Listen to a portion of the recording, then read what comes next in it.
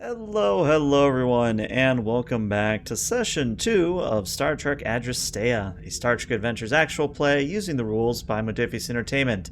My name is ELH, and for once I'm not the Game Master. I'm the Captain. So I'm going to turn things over to Peter to run the show. So Peter, take it from here. All right. Well, hello everyone. Session 2.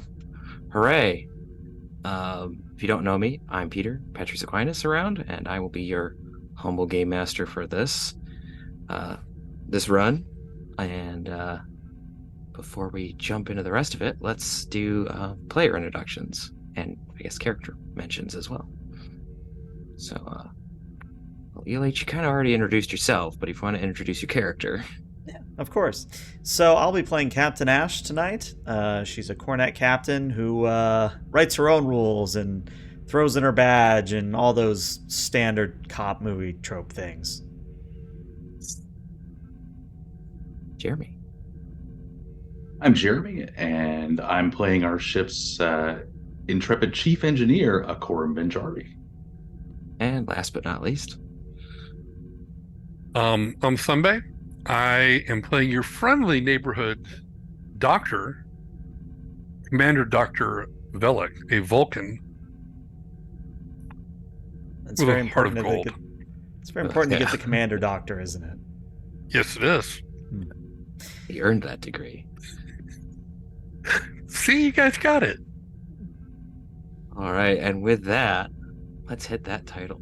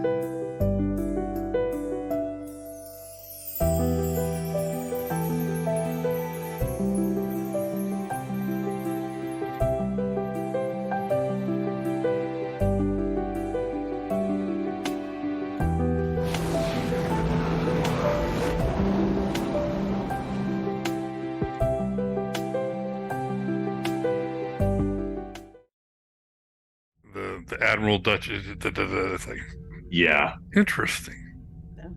Well, we're back. If you were wondering what the hell we were talking about, we were just trying to figure out how many titles we could get on Commander Dr. Velik. So stay tuned Answer, for that exciting many. episode. We'll see. Anyways, Is- I'm not the game master, so I'm going to shut up and let Peter run his show. All right. Is there a character limit? For Maybe? names? Yeah, not sure. interesting. I mean, there might be a limit About on what'll fit on the overlay, but so you might be maxed out on that. that. But Continued on next character. here's your special Patreon unlock. You can see the rest of his name. I have age just to carry on the other titles. We'll add a new title every week. Ooh, that could get dangerous fast. Very dangerous, yes. All right. So last time, the crew of the Adrastea got together for the very first time, being sent on a mission from Starbase 911 through the Iconian Gateway to the Delta Quadrant to engage in what you believed to be second contact with the Velandrin. And you got there, and they're a little bit of a warlike species, so you engaged in a little bit of assertive negotiation, which was effective. You saw a little bit of tension between the Premier Betrana and her military advisor, Sora G. And at a certain point, you heard about an oracle that prophesied the return of the Federation, as they called it.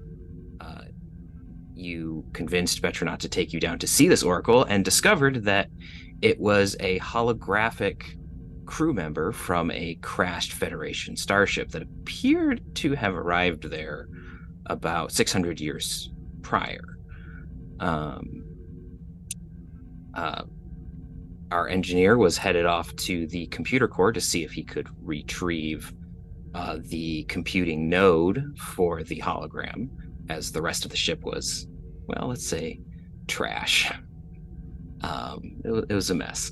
It was fused with the rock. So if any of you have seen the TNG episode Pegasus, something along those lines.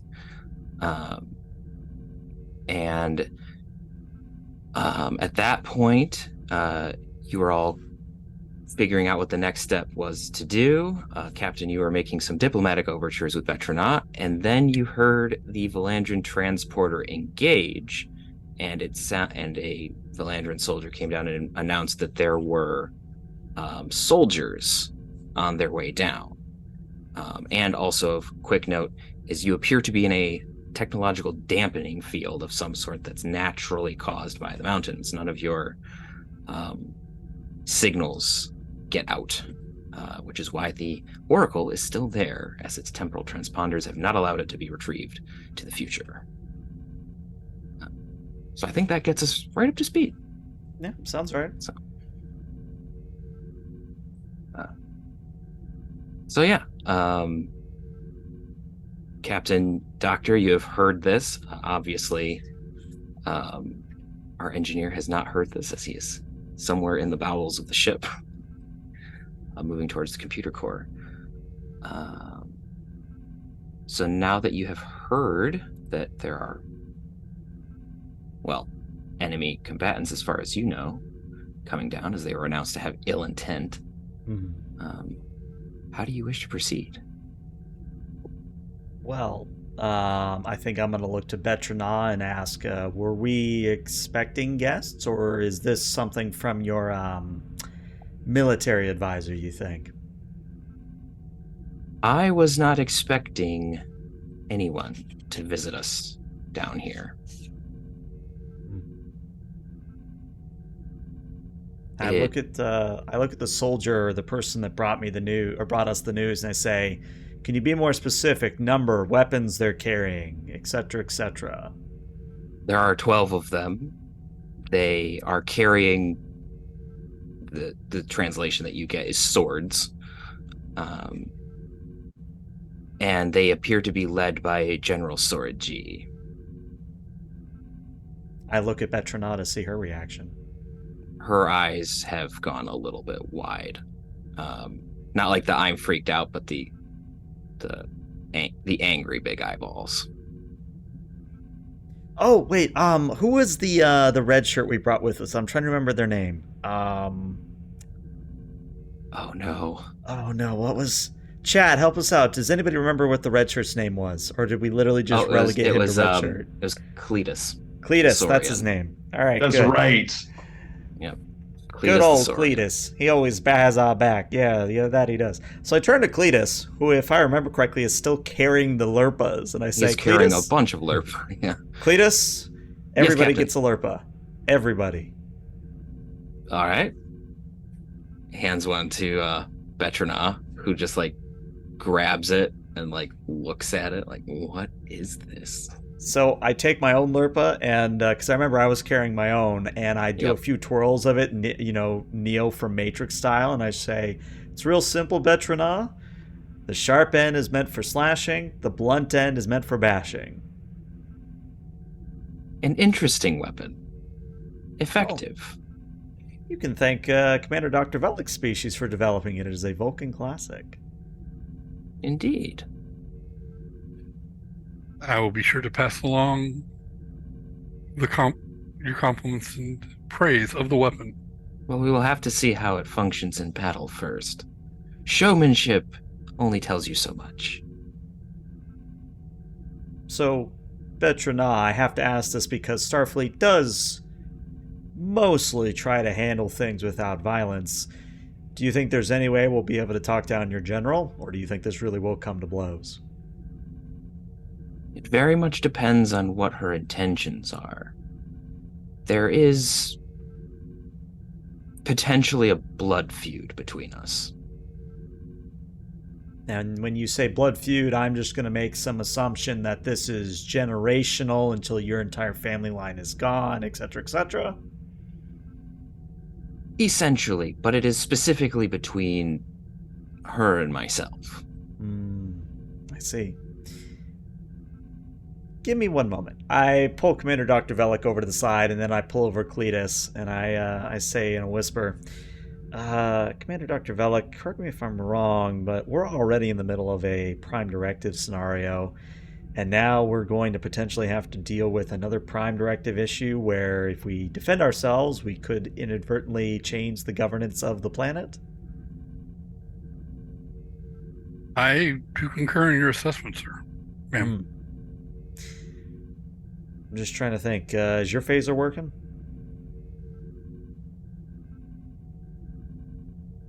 I pick it up. No.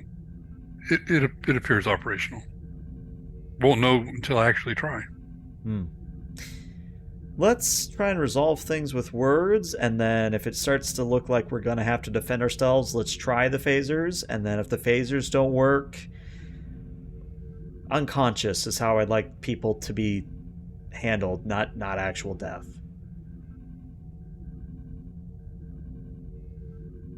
It does make less work for me. Indeed. And then I break huddle and go back to Betrana, and then I look at the soldier who brought the news and I say, very well, when are they expected? 5 minutes? 10 minutes? More? Less? 5 minutes. 5 minutes, wonderful. Well, let's get defensive positions, and Betrana, let's brainstorm some ideas about how to talk down your general. Very well, Captain. What do you need to know? Well, I have to know why the general has it out for you, and I have to understand why they believe it is time to come to what I assume among your people is a holy place and attempt to desecrate it. As you know, there is the prophecy of the return of the Federation. The exact wording is that the Federation will lend its protection. There are some who interpret that as conquering, and there are those of us who interpret that in a more sympathetic light.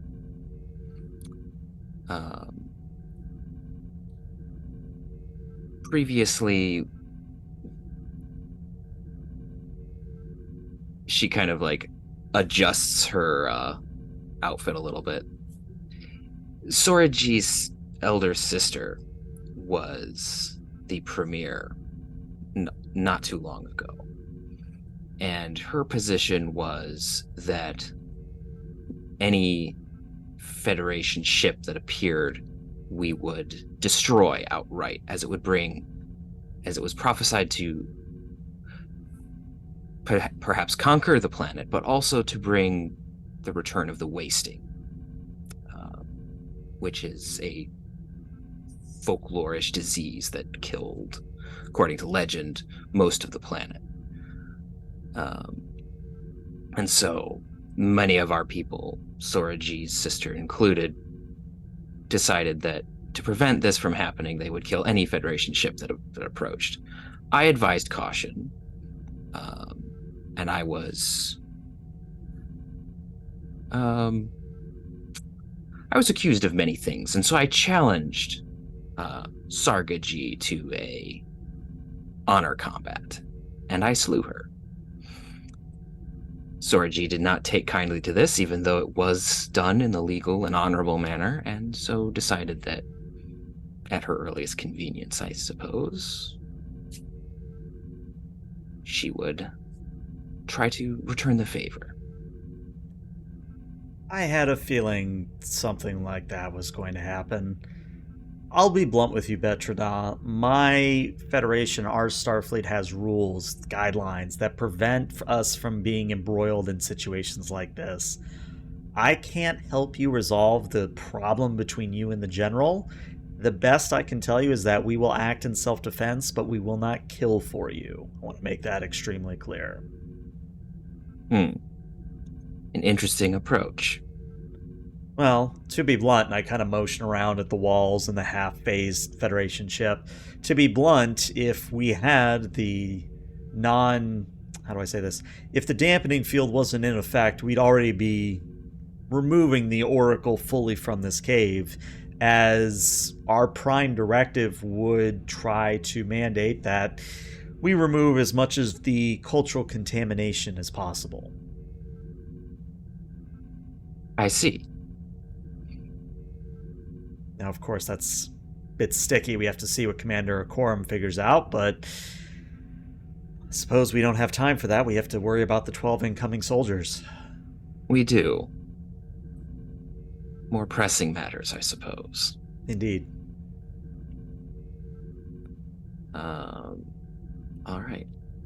Well, Corum, do you want to quickly do something, or shall we just see what's Do going I on? know it's going on since I left right before that happened? Um, I don't know if communicators are working inside the field. Communicators aren't really working, no. So they wouldn't have called me. So I'm just poking around. Yep, the Oracle is kind of leading you through twisted bulkheads and corridors to get to the computer core. Mm-hmm. Just happily going on your way. Cool. There's no sense in me doing anything at this point. That's fair. If you want to grab Cletus, you are more than welcome to use Cletus. He has a sheet, doesn't he? I remember us doing a sheet. He does have a sheet. Yep. Oh, I don't have it in my list of sheets. Oh, All right, hold on. I can fix that. Configure ownership. I know there's a way to make him accessible. There you go. Ah,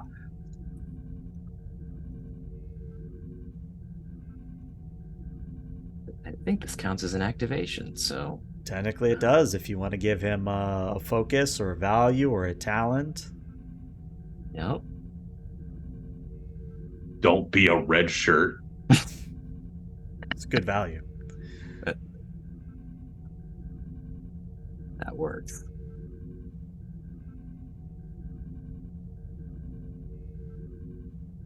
All right. Well, what you got for us, Peter? Should we All right. should we activate the ceremonial TOS fight music or? Just about.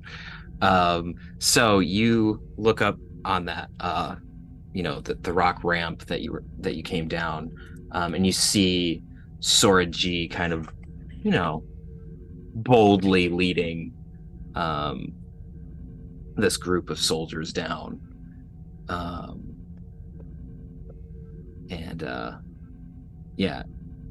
And she calls out, Premier, I asked permission to join you.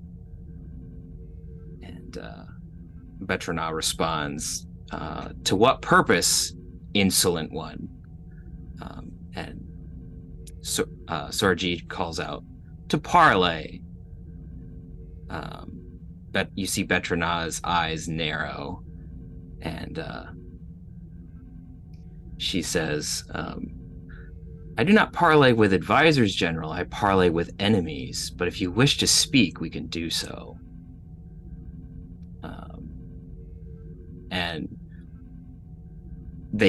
Sorji takes this as a permission to approach, and she does. So her soldiers have stopped a couple meters away, giving you a little bit of distance, and Sorji closes the gap to where you and Betrana are standing.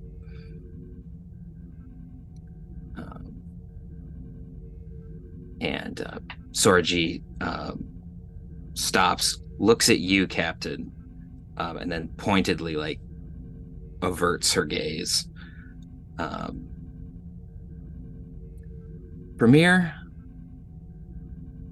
according to the words of the Oracle, I demand that you turn these aliens over to me. If you do so, blood need not be shed.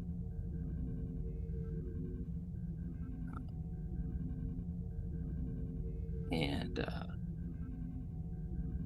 Betrana says, the Oracle's words. I don't think those are the words of the Oracle, Soraji. Those are your sisters. In fact, her dying ones.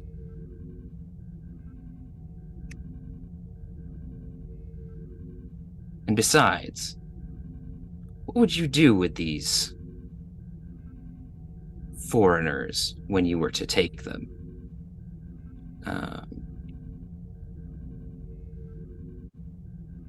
And Sorji kind of looks at you a little coldly, and you get the distinct impression, probably death.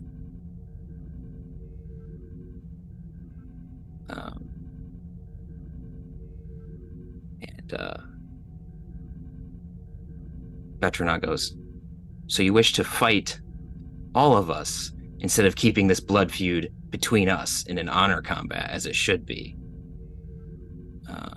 Sorji kind of looks away.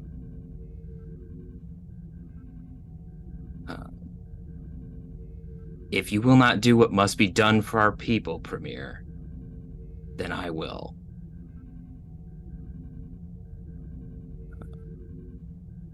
So I'm looking at my talents.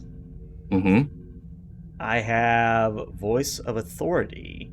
Unfortunately, it means I have to assist someone, but, and hear me out, Okay. could I assist Vetrana in her plea to not only Sorji, but the soldiers she brought, to back down or actually do an honor duel instead of, 12 of us versus, or 12 of them versus all of us? Okay. Because if I can use Voice of Authority, I can spend, I'll just put it in chat. That'll be this one. If I do spend 2 threat, I will automatically give her 2 free successes. Oh. I like it. You know what? Let's go for it.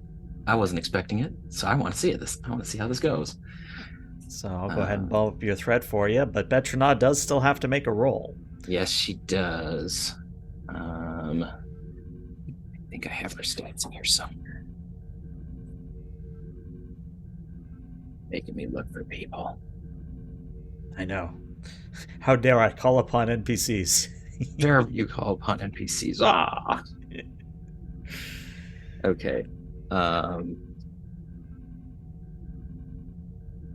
All right.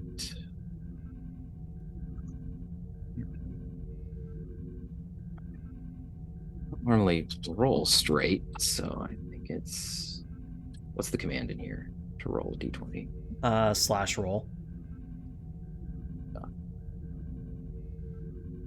20.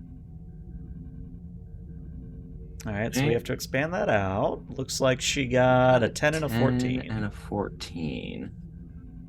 Okay, and that would...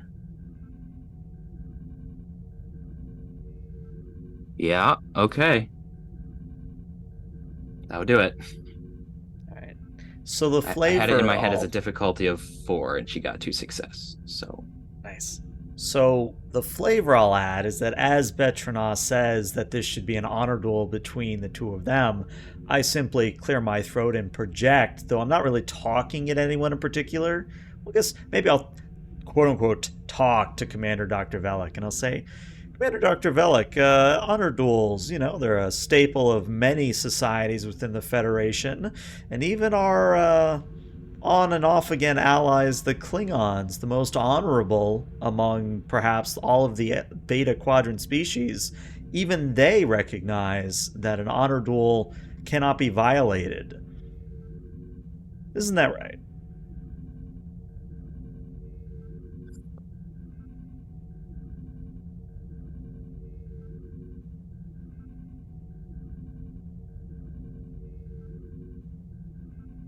And then, yeah. Okay. So you see the soldiers kind of like shift their feet, and they start to like spread out in what looks like creating a basically a honor combat circle, like kind of how in like Avatar there's like kind of a lineup for like an Agni Kai sort of deal.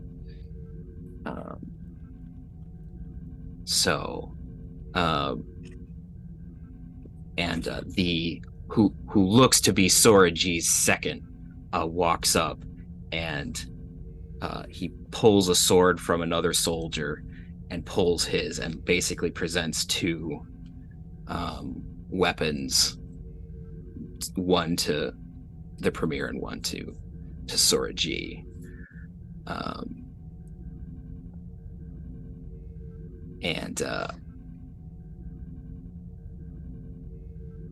You see Sora G's eyes get a little wide on that one. She was not expecting that.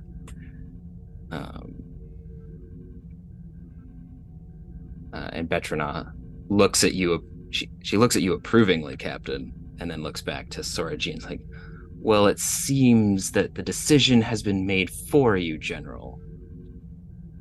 Will you follow the honor of your ancestors, or will you run like a coward?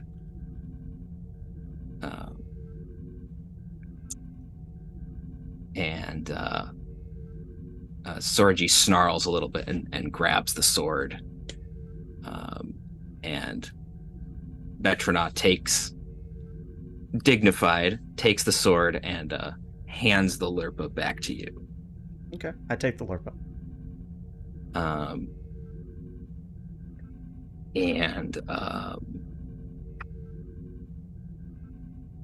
Right.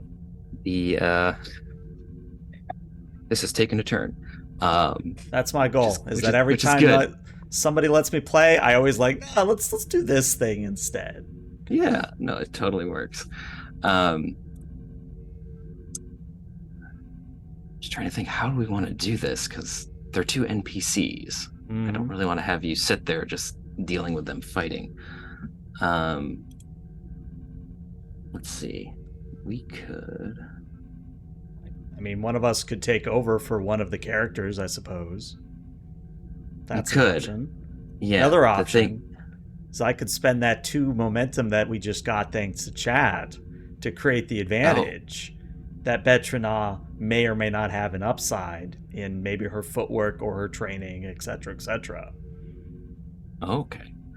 I like that. Okay. Yeah, let's go for that. I don't have full stat blocks for either of them, so that makes it a little hard for me to get control. But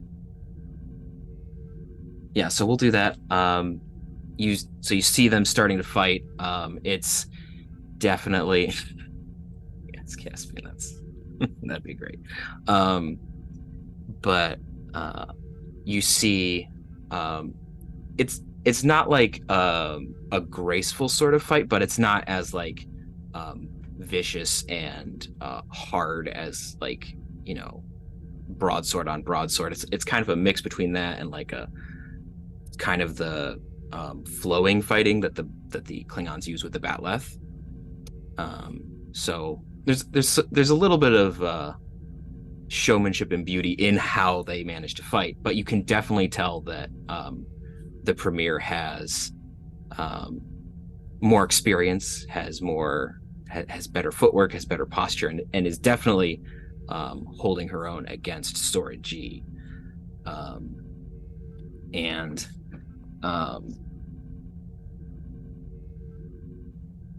at a certain point, you start to see her begin to overpower Sora G. So the Premier is definitely overcoming the General. And after a couple more minutes of this, the Sora G gets like a sweep out of the feet, trip to the ground, is on the ground. Betrana kicks the sword out of her hand and puts the sword to her throat and pauses there. And she holds her sword there and then looks at you, Captain. What say you, Captain? Shall I put this traitorous worm out of her misery? She did plan to kill you. I just sort of fold my arms and say, well, as I said, the Federation cannot get involved with internal policies and internal politicking of any member species unless specifically requested. However, I would simply point out that if you kill her, well, who's going to learn a lesson here? And what I mean by that is if you let her live, she may reclaim her honor one day. But if you outright kill her, that's the end of the story.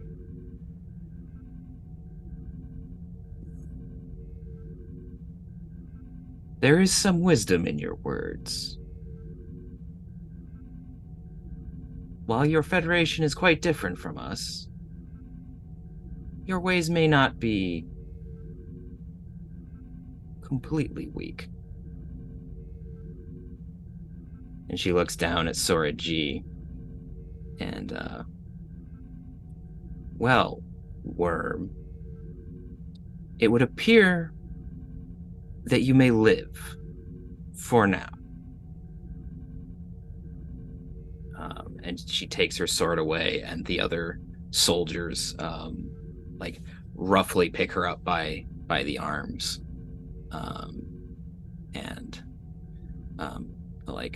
Premier, what would you like us to do with the prisoner? And Betronat tells them to take Sora G back to the Vigilance and put her in the brig for now, until she decides what to do with her later.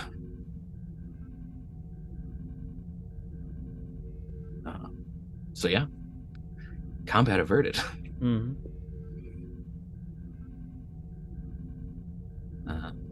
So now Betronat turns back to you. Well, Captain, it seems that we have made a first step into understanding each other. Indeed.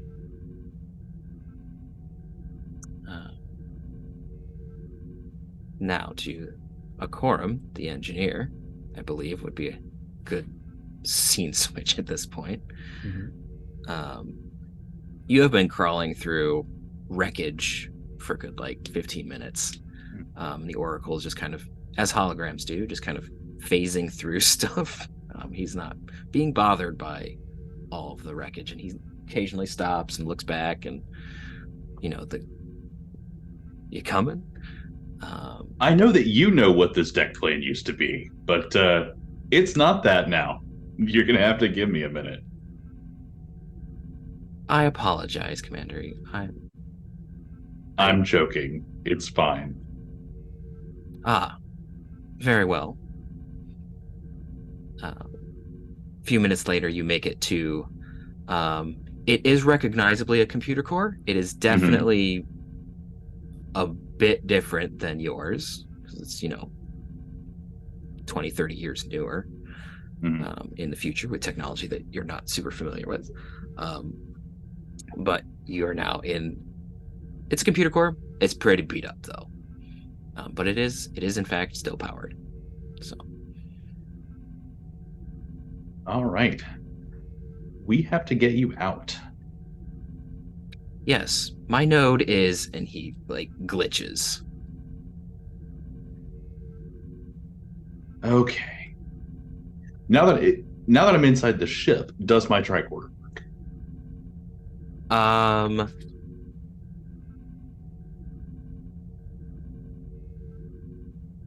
If you give me a threat, it can work. I take it there are no functional consoles in this room? Some of the consoles do function, yes. You see a couple they're like that classic, sort of flickery light that we see of, the classic, this ship has been broken for a while. I will give you a threat and say that just because of the hull makeup and it's able to work reflect within the this signals room in such a way. Yeah. Okay. Yeah, a Faraday cage, as it were. Because I'm just trying to use it to basically trace the and I can even plug it into one of the damaged consoles, because it's a UI I'm more familiar with, that I can use to trace things to find the right node. All right. If you wouldn't mind giving me an insight in engineering, difficulty of 1, since you are using your own interface. Okay. I figure computers will probably work here, yeah? Oh, yes.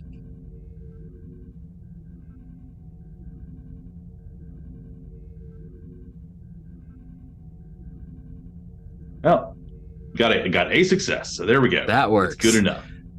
So you are able to... It takes you a couple of minutes, but you are able to pinpoint the node for the Oracle's, holographic assistant, basically. It's on the second level. Yeah, you're able to pinpoint where it is. Does it look like I can extract it, or does it look like it's damaged and fused in? From what you can tell, it appears to be extractable. There's debris around it, but it seems to be in a position where if you cleared some of that away, you could probably get it out. Okay. While I'm here, I'm going to assess the status of the core as a whole. Okay. Beyond just checking on this intelligence. Okay. Anything specific you would like to know? I don't think so at this time, other than why it's here, how what happened up to this unfortunate situation. Okay. You are able to extract a little bit more data from the databanks. As the Oracle said, the database is fairly corrupted. So he has like a backup version of it, but you're able to access the other parts of it. You are able to determine that the ship was damaged and forced to execute a crash landing, but interacted with some sort of element that caused it to fuse with the rock. That it's the database doesn't quite give you a full readout on what that is, but there seems to be some sort of collision prior to the fusing with the mountain. All right, and while I'm here, since I'm in the computer core, does the ship recognize that does the ship recognize the presence of other Starfleet personnel? I know the intelligence does, but does the ship recognize the presence of other Starfleet personnel? The ship does, as much as it can. It does recognize that there are Starfleet personnel on the ship, including Okay, so just me. Yeah. Okay. I believe that there are things that we might need to do to this ship to make sure that we're gonna have to blow it up. We're gonna have to do something with it.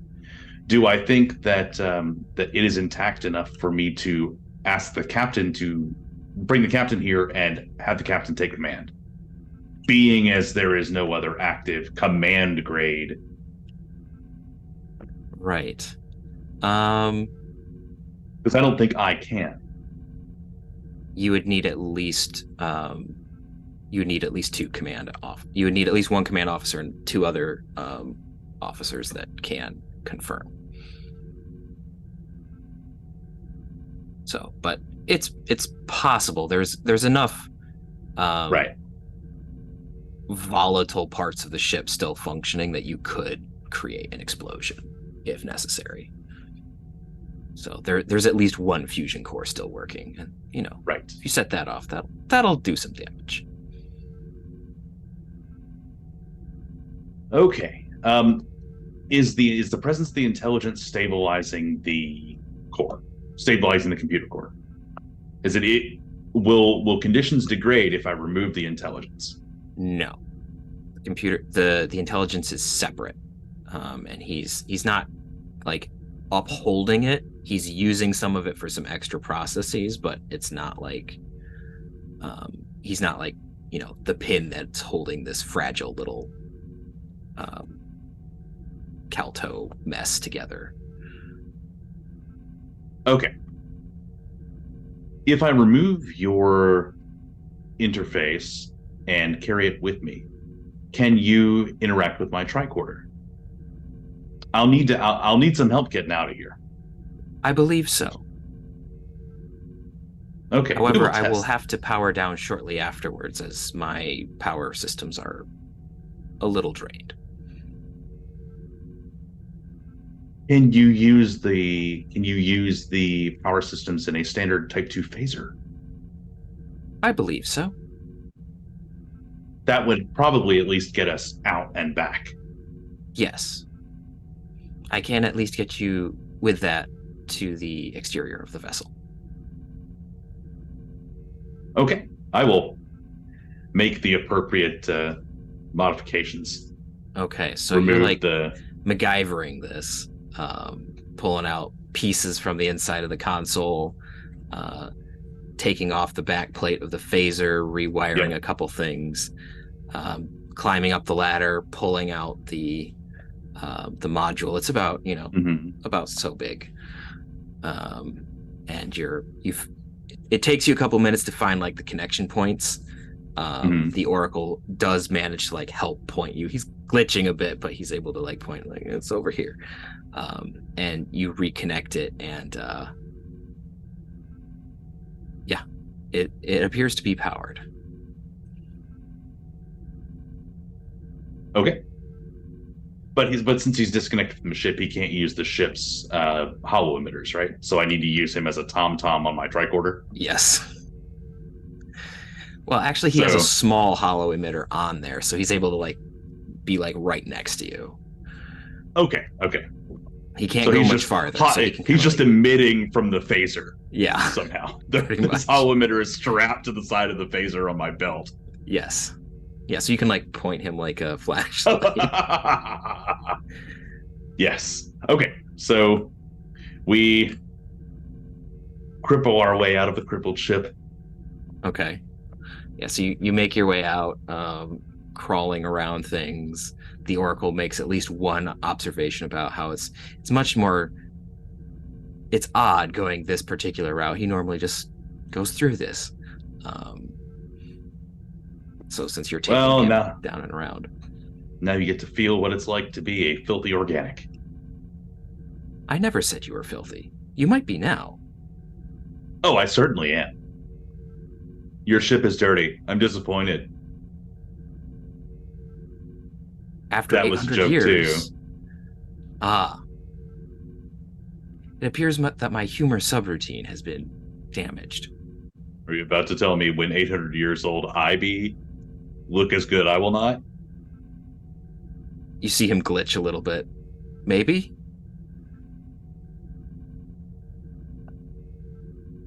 Okay, so we make our way through the damage and come out clean on the other side, except not clean. Yeah, very dirty, but through. Commander Akorum, welcome back. I assume that the Oracle is in that lovely receptacle you have there. Yes, sir. And I've got the hollow emitter too. The Oracle reappears. What I don't have is a phaser. Well, we handled the fighting that happened while you were gone, so I don't think a phaser is going to be needed. In fact, I look at Betrana. If there's nothing else, Premier, we'd like to return to our vessel for a moment to discuss things further amongst ourselves in private. So there might be I apologize. There might be something we might want to do first.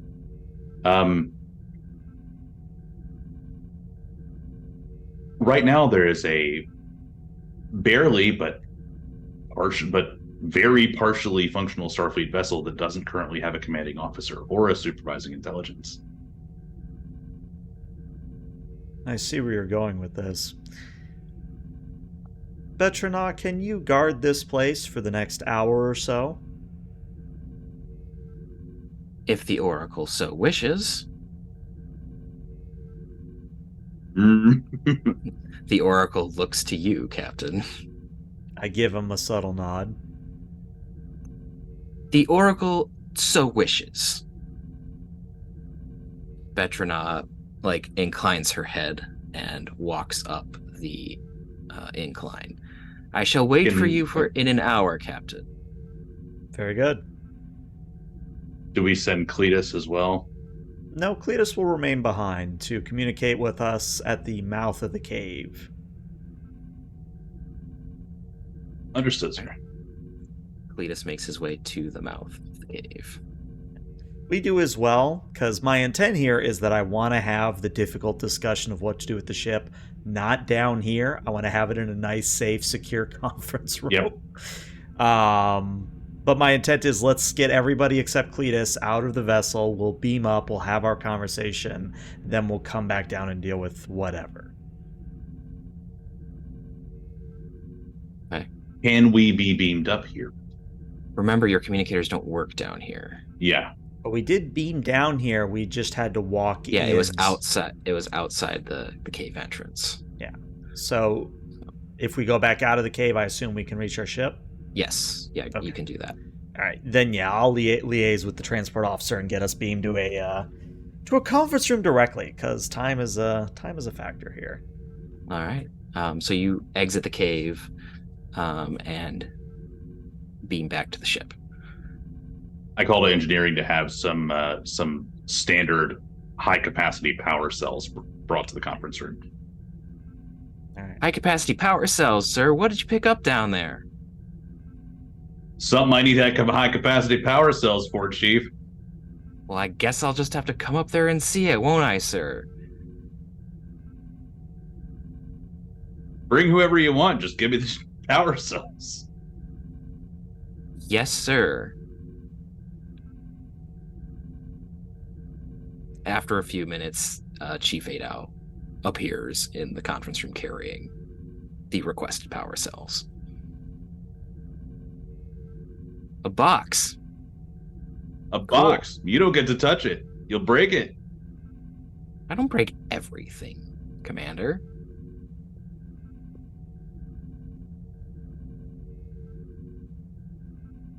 Okay, some things. Not everything. Click, click, click. Since time is of the essence during this whole time. Okay, she gets down and Yeah. starts helping to put it together. So the box starts to light up a little bit more since it now has a consistent power system. Right. And the Oracle reappears. You see Ada go. Federation hologram. We'll tell you about it later. Thank you for your service. Kindly exit. Here's the a busted conference room. phaser. Go fix it. So you just shove the mangled phaser. I toss it. And you say, I break things, and she just leaves. Get that out of here before it blows up. Blows up. Yeah. I have a feeling, Commander Chrome, we're going to have to talk about that one in a few weeks. But to business. So, Yes. Oracle, before I ask you some questions, I want to get a feel from the rest of my crew. My understanding is that we're in a bit of a conundrum here. And basically, we're looking at one of a few options. One, we overload what remains of the power systems of the Oracle and take out what is essentially a holy site for these individuals, for this species. I don't think that's going to go over very well. I also think it technically falls under the Prime Directive. However, the Prime Directive also says that the quote-unquote best course of action is to activate a temporal transponder and let the Department of Temporal Investigations, whatever they are in whatever time period the Oracle came from, come and mop up this mess for us. But there's also a third option where we just don't do anything, where we've removed the Oracle's contaminating factor from the species and we just let them continue natural development. But I want to hear people's opinion about this species based on what we've seen so far. Commander Dr. Velik, what are your thoughts? I tend to lean toward option number 3. The current leadership appears to be on good terms with the Federation. At least more favorable than when we arrived. We have assisted by not assisting her in maintaining her leadership, and you never can trust the temporal agents. They could undo a lot of the good that we have already done. Understandable. Commander Quorum, your thoughts? Well, there's a fourth option that's kind of number 3. we build a facsimile oracle, have it spout random or reasonable sounding platitudes every X years or so. That would be, since the disruption of the society has already occurred, that would be the absolute least disruption, is leaving it exactly as it is without giving them the ability to gain information that is actually dangerous to themselves or others. Now, also, I would like to scan the cube with my tricorder and see if the temporal transponder has already been activated. I mean, Peter, I'm just going to point this out. You technically have 7 threat. You can spend 6 of it to make it happen. And I did literally take the thing that is that would be most likely to have one out of the ship. You did. And out of the... You don't have to, but... How mean do I want to be? Do it. Do it. Make it mean. Okay. Do it. All right, I'm going Luxley to use... needs to be here, or look... however much threat. I think it's all of it. Yeah. It's 6. It's 2 for each player, so you'd have 1 left over. So I have 1 left. Oh, no, you just got another from chat. You read 2. Thanks, chat. We'll see what sort of evil shenanigans that one gets used up to. So you pull out your tricorder to scan it. How close are you all to this node? I mean, we're in a conference room. I imagine it's like the box. It's on the table. Yeah, we're not sitting on it. Okay.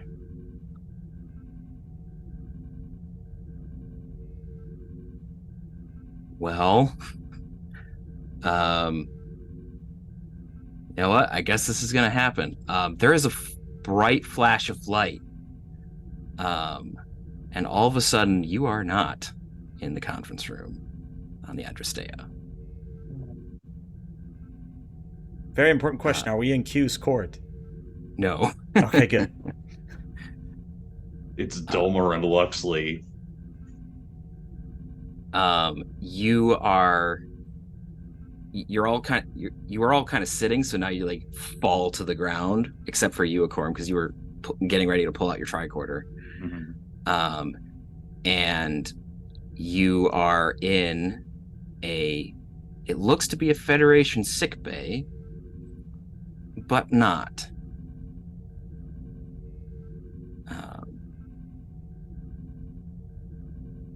And you see the doors open up, and an older woman in a familiar yet not quite right blue Starfleet uniform walks in, and her eyebrows shoot up, and she goes, "You're not supposed to be here." And that is where we're going to take a break. All right. We'll be back in about 5 to 10 minutes, everybody. Stick around. Hello, everyone, and Happy New Year. Welcome to 2024. My name is E02, the Game Master, and tonight we are playing Star Trek Adrastea, a Star Trek Adventures game using the rules by Modifius Entertainment. However, I'm not the Game Master if this is your first time here, at least not for this game. So I'm going to turn things over to Peter. So Peter, please take it from here. Hey everyone, I am Peter, or Petrus Aquinas around the interwebs, and I am your humble game master for this particular game. So this is technically episode 2-ish. So we'll be picking up from the last time, which I'll give an explanation after we introduce everybody. So in that vein, let's have all the players introduce themselves and their characters. I know ELH, you just introduced yourself, but if you want to mention your character, that'd be great. So I'm playing Captain Ash, a cornet, has apparently quite a voice of authority, one might say, that has come in clutch already. And I'm just excited to be here, excited to finally get back to playing with these fine gentlemen. And then you're a spy. I'm Eurospy, and I'm playing our ship's intrepid chief engineer, Commander Acorum. And last but not least. And I am Sunbay, also known as Jeff in the real world. I play the Vulcan Chief Medical Officer, the Commander Dr. Velik. Very important, that title. And the mantra he says now is one of us, one of us, one of us. Christmas was good. For those who can't see the screen, Jeff finally got a uniform. So we're all in uniform for once. It's great. All right, let's roll those opening titles. And welcome back. So, as promised, I believe, Peter, you have a wonderful recap for everyone who might not have remembered, since it's been over a month since we played last. Yeah, so I know normally we like to have players do captain's logs, but since it's been a hot minute, I'll give you a quick rundown. So the players have gone on a second contact mission to the planet of Velandria, to a matriarchal warlike lizard species called the Velandrin. They were able to initiate contact successfully, giving gifts of weapons, and in the middle of the negotiations, they learned that the Velandrin were a little suspicious of the Federation, as there had been not just the previous first contact that had gone poorly, but there was some sort of prophecy about the Federation bringing ruin and disaster to Velandria. So the leader of the Velandrin, the Premier Betrona, offered to take them to the Oracle so they could hear the prophecy for themselves. When our intrepid crew got down to the cavern where the Oracle was, they discovered a Federation starship that had been phased into the rock. They were greeted by a holographic crew member, which they eventually retrieved. There apparently was a conflict between the Premier and her primary general, which our lovely captain brought a honor combat to occur, in which Soraji, the general, was defeated. Where there'll be follow-up from that, we'll see. They took the holographic matrix back to the ship, plugged it in to work on it and figure out what to do next, and then all of a sudden there was a bright flash of light, and they saw a unfamiliar yet familiar sickbay layout, and were greeted with a crew member wearing a uniform that did not match theirs, who walked into the room and exclaimed, "You're not supposed to be here." So that is where we are. So I have to do the meme where I just look around and go, "What year is this?" Well, I mean, if we're not supposed to be here, where exactly is here? Obviously, we didn't try to be here. And the crew member kind of looks at you like, Go get someone else. I don't know if I can tell you that. Do you have a commanding officer? I'll be back, and the doors just close. What do you think? Here's we scared him away. What are we thinking? Looking around this sick bay, are we thinking 26th, 27th, 28th? How does it compare? Since I'm the one who saw the crash starship the most, how does this compare to it? Very familiar. Could be same era. Seems to be the same technology.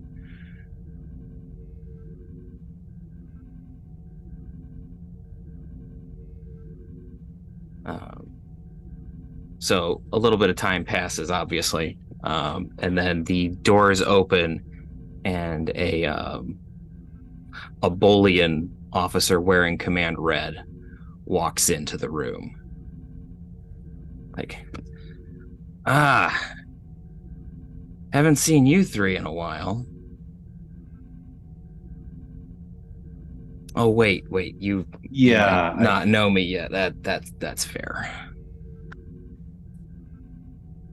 I'm Captain Dovan, which you may or may not know yet, and that's fine. Which year are you guys coming from? out of character, isn't it like 2380 something? 2382, yeah. That's what it was. I couldn't remember if it was 83 or 82. So I say, yeah, 2382. So hold on, let me get this straight. You've met us before, which would imply that we've time traveled before, but we haven't met, and this is our first meeting. So is this a case of reverse? Like, the further we go, the farther back you go? Temporal mechanics was not my strong suit. Temporal mechanics isn't exactly my strongest suite in the academy either. But, well, I guess to make it less complicated, it's my past where you meet, where you aren't traveling through time except the normal way forward. So why are we here, Captain? Well, from what I can tell of the ensign that came through here, which you surprised him greatly, by the way. It was very entertaining. I love to see ensigns when they freak out a little bit. That's their default state. Accurate. Yeah. You activated the hologram, and it was repairing its temporal transponders, and it seemed to have caught all of you in its attempt to return to its present. Now, wouldn't we theoretically have told you that we would be here now, and perhaps given you some advice on how to get us on what to do now? Well, yes, Doctor. I can see why the Vulcan Science Academy refused to acknowledge temporal mechanics for so long. Yeah, they did. The Vulcan Science Director is rather a stick in the mud. And look where we are. Well, you're in your future. Yeah, well. Anyway. Shall we have a future? Unless you mess it up. Yeah, we have that option. Yeah. Hold on, if you're here already, wouldn't that imply that we haven't messed it up, and therefore Captain Ash just puts a hand to her head and goes, I hate temporal mechanics? This is why I did not pass temporal mechanics the first time. Blah, blah, multiverse theory, blah, blah. Yeah, well, there's smarter people on, like, the Enterprise who know that stuff, but, whatever. So, what now, sir? Long story short, my understanding from how this device operates is that it is supposed to not take people into the future with it, and if it does, it's supposed to return you. It was extremely heavily damaged. Yes, it was. I still have do I still have what we managed to extract? Yes, you do. Does my tricorder still work? Yep, it does. Do a quick scan of us, make sure we're all of us came and we didn't leave something behind. What particularly are you looking for? Making sure all our little bits and bobs came with us. As far as you can tell, everything's still there. Okay. You don't, shadows, they don't want to leave shadows behind. Ah, right. Dovan kind of looks at you. You scanning for Romulan holographic projectors there, Doctor? No, just making sure that all of us made the transport forward and no little bits of us were left behind. It would be rather unfortunate to leave a toe in the past only to return there and it's missing. Not just the toe, but impressions of us.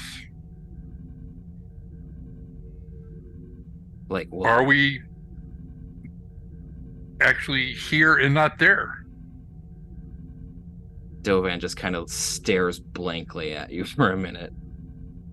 Can you detect a soul on a tricorder there, Doc? We might have done some modifications on the tricorders. At the Vulcan Science Academy, we have been doing great and wonderful things. Well, if you're able to detect a soul, I think my first officer might need to be scanned first. And your first officer is? I can't tell you that. It's hard to scan him. Yeah, so great conversation.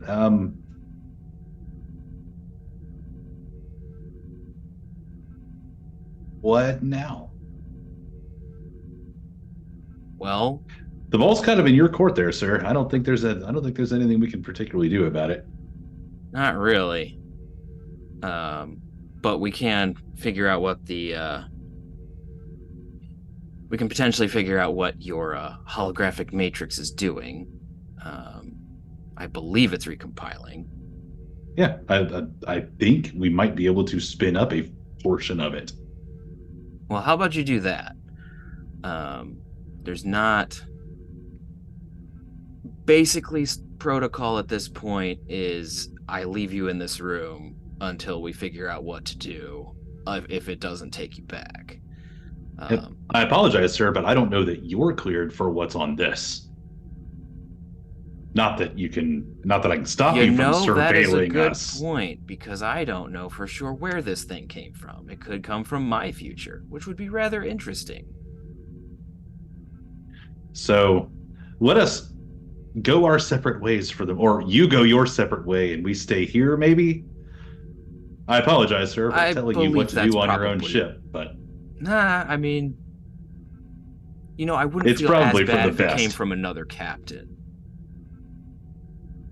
Ah, well, I just shove my foot in my mouth all the time. That's all right. You do know how to operate a comm panel.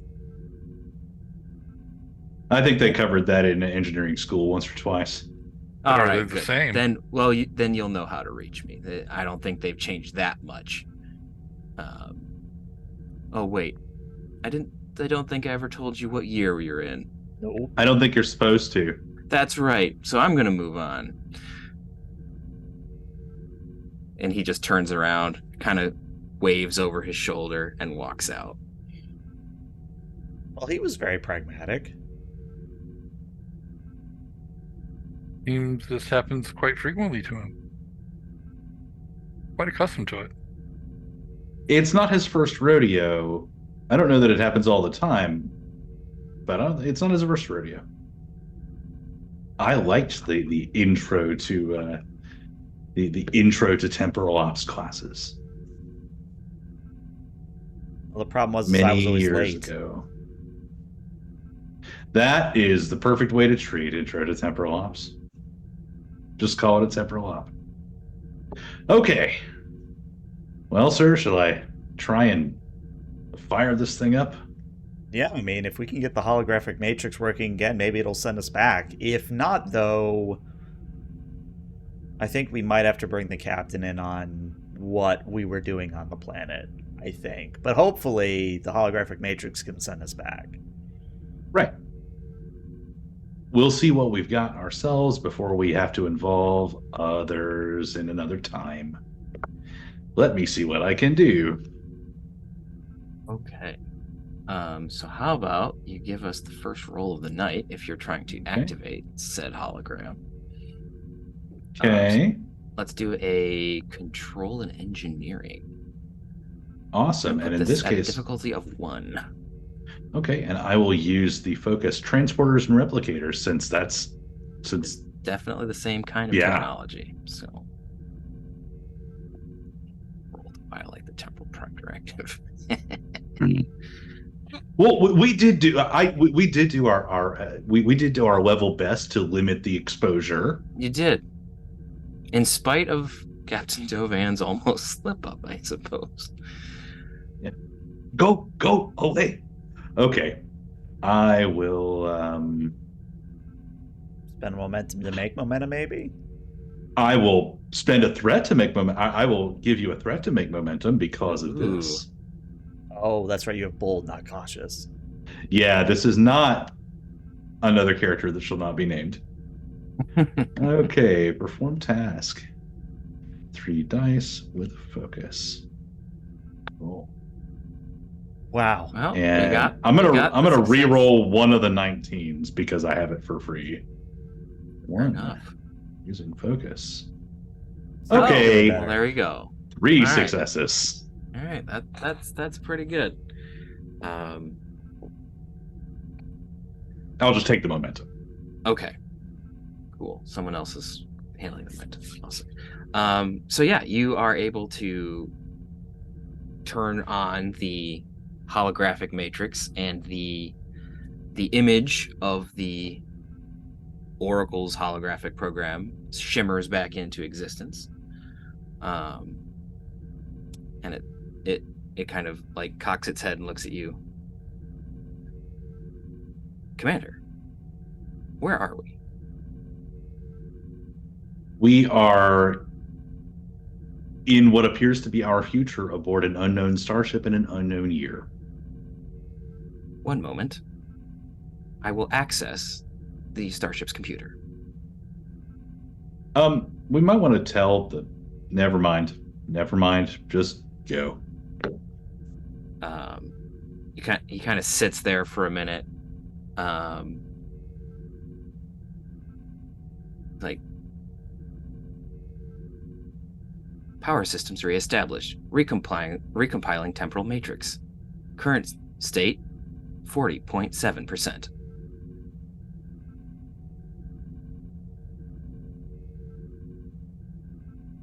I am repairing my temporal matrix, if that wasn't clear. Yes. That is unfortunately how my programming kicks in. Sure. Now, this might seem an obvious question to those who pass temporal mechanics, but the captain that came to visit us said that you're able to potentially send us back to our own time. Is that something you can do? That is something that I am programmed to do, yes, Captain. Wonderful. Then my next question is, how long until your temporal matrix has been reconstituted?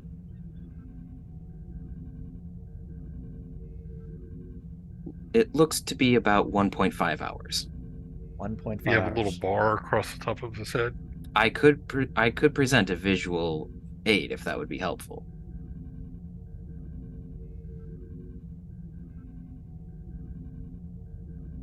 No? No, I think we're just debating No, what that's fine. kind of visual aid. There are A many glass, as in one that is half full or half empty? Spinning wheel. options. Glass, spinning wheel, An hourglass filling, An an hourglass. hourglass filling instead of emptying. or I could Progress bar? suggest a late 20th century dial-up progress bar. Are you going to sing the song of your people? Would that help? No, sorry. A joke about old Terran methods of communication. Vulcaneers, it's hard on him. To which song are you referring? The modem sound. Oh, that. Low bandwidth analog communications mechanism. Yes, I now that I have full access to a database, I'm once again familiar with this concept. So, as the temporally aware intelligence here, what kind of risk do we pose? To this I don't even know particular how to time phrase period? that question. Yes. At your current state, none that I am aware of. If I am able to return you back to approximately the same point in which I retrieved you, there shall be no damage done.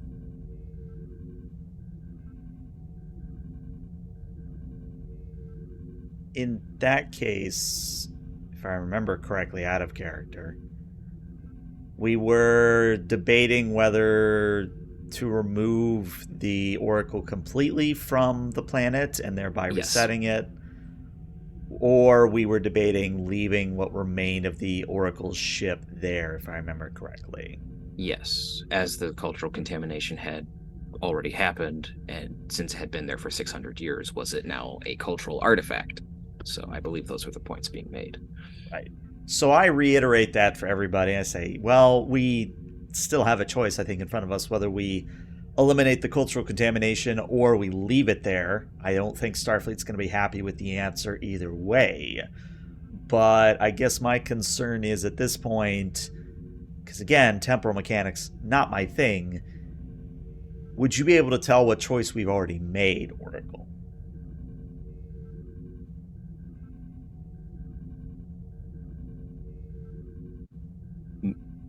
would I be able to tell? I would probably be violating some sort of directive were I to tell you. That's right, temporal prime directive is a thing. Let me ask this. Do you know if the Battle of the Planet still takes place? The one that caused my ship to crash. Correct. From what I can tell, and he accesses the system. Oh. It hasn't happened yet. Okay, so out of character, we are kind of before the event, You are before the event. which means when he sends us back, we'll be before the event, and then he has to hop forward again in time? Yep. Okay, just want to make sure I have that. I have an odd, silly, stupid question. This is not the ship, is it? You want to try to find out? Yes. Okay. They did not lock down any of the consoles in the room. I'm not going to start with the consoles because that would involve me hacking and things like that. I'm going to try and I have scans of the ship in my tricorder. You do. I'm going to compare it metallurgically. Okay. I need a daring engineering check, difficulty of 2. Cool. Let's see. We'll definitely you at least buy have it. one thread. Pretty sure you Yeah. have something that'll help here. I mean, Starship Systems. Starship Systems will definitely help here. Or I could do it with warp field dynamics, like checking the subspace environment of the ship. Either way. Definitely help. Okay, so yes. And what was the difficulty on this check? 2. Okay. Yeah, I will give a threat. And what do you think, guys? I'm checking this against a 17 with a reroll. Do I need to spend more momentum or give more threat or just go? I say just go. Okay.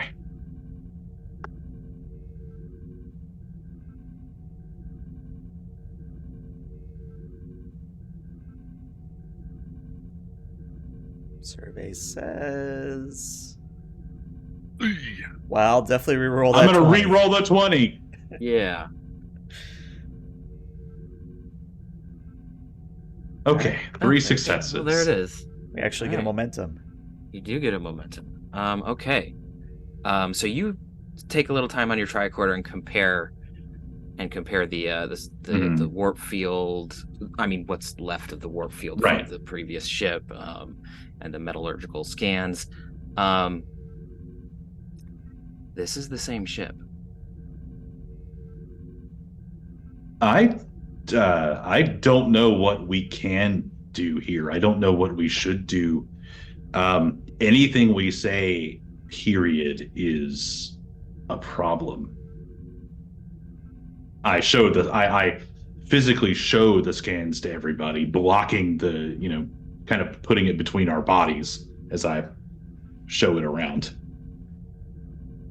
I make a nice little summary there for our less scientifically and engineering minded folks. So, hold on. And Captain Ash starts rubbing her temples. Let me see if I understand this correctly. We're at a point before the Oracle ship crashes on the planet or phases back Yes. through time. Yes. So we have an opportunity here to prevent that from happening.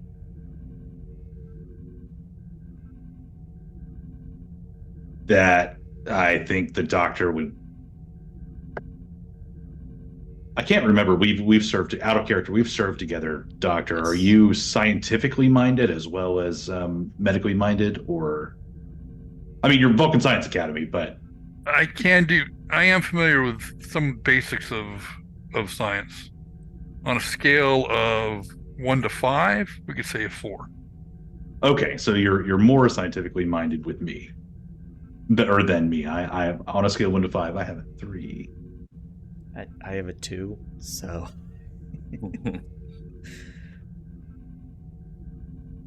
So,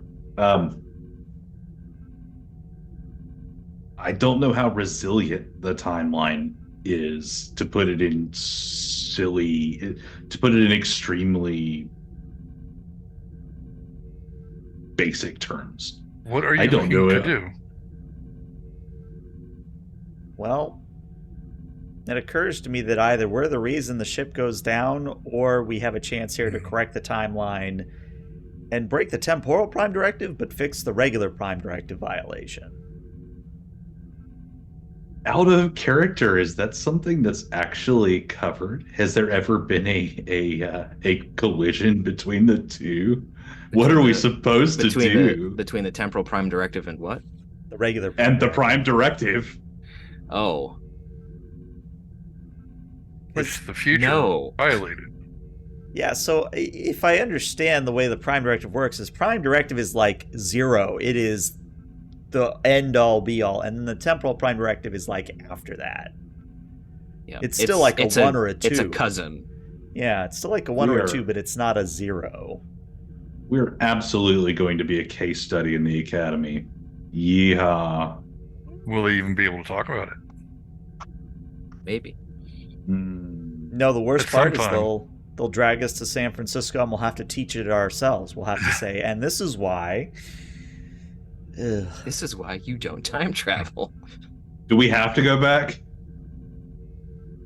Well, I mean, we kind of are leaving the Adrastea without a command staff, so that might be My an issue. directive requires me to return you to your time. So, if you had a chance to talk with yourself, No. I would imagine taken the opportunity. I would imagine that either that would be a very fascinating conversation or a very short / non-existent conversation. It would be a very fascinating conversation, and yet also non-enlightening. Are you trying to tell me something, Commander? No, I'm literally saying that either you'll be able to talk to yourself or one of you will prevent you from talking to the other. You just see him like stop. No, the progress bar stopped. No, the progress Oh. bar is still moving. It's still going. Okay. Well, guess that happened. If it would be helpful, I can confirm one thing. You are not the direct cause of the destruction of the ship. Oh, good. I figured that would have been something you would have told us earlier. But we're not. Also, I'm going to point out that you said direct, which still means indirectly as possible.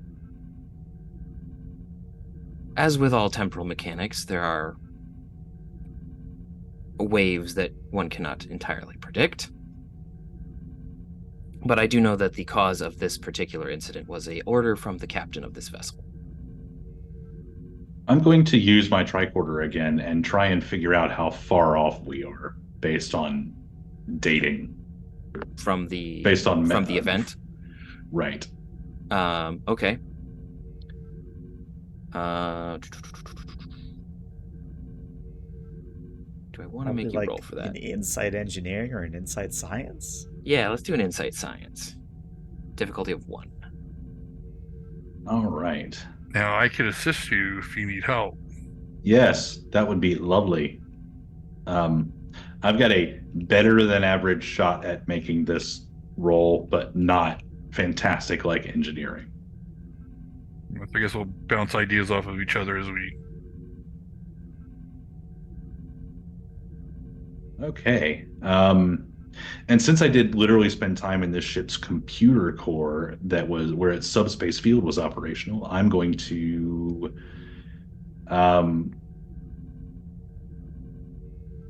I don't know, analyze the subspace fluctuations of Okay. blah blah warp field dynamics. Blah, blah. All right. See the degradation of the subspace field generator to see the distance. Yeah. Okay. Right. We'll work on that. I assume botany won't count as a focus. Probably I not. mean, unless there's plants in the sick bay. I mean, there probably are. He's literally focusing by doing bonsai while But- we're having this conversation. I don't have any cultures from the past to compare to the current, so Everything was dead. yeah. I am using a focus. I only have 2 dice. So let's see what we got. With momentum. We've got 5 momentum. I say buy at Oh, least yeah. 1. Sure, I'll buy one. And I wouldn't be too upset if we failed this. Which makes things more interesting. Oh. Okay. 3 successes. There you go. Now I we're think capped that on puts momentum. you capped. Nice. Okay, you are approximately 4 days from the event.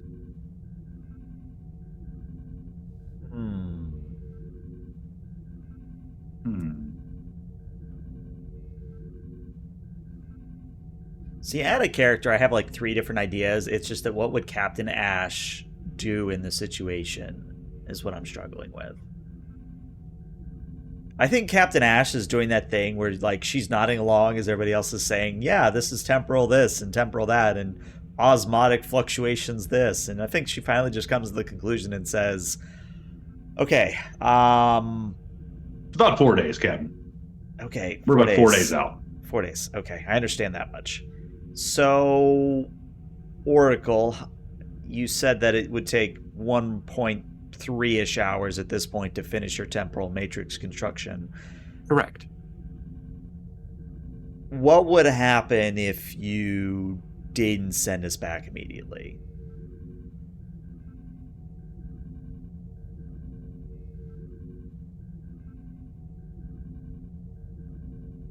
That is a complicated question.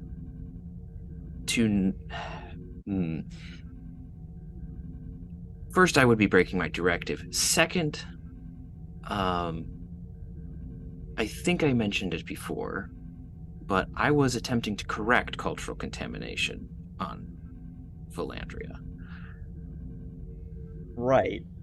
So, wouldn't you want to be able to communicate how to prevent the cultural contamination, which means saving this ship?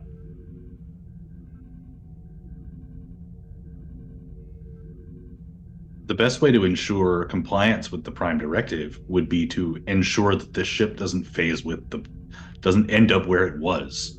Exactly. So that is our Prime Directive, which means it's yours as well. That is correct.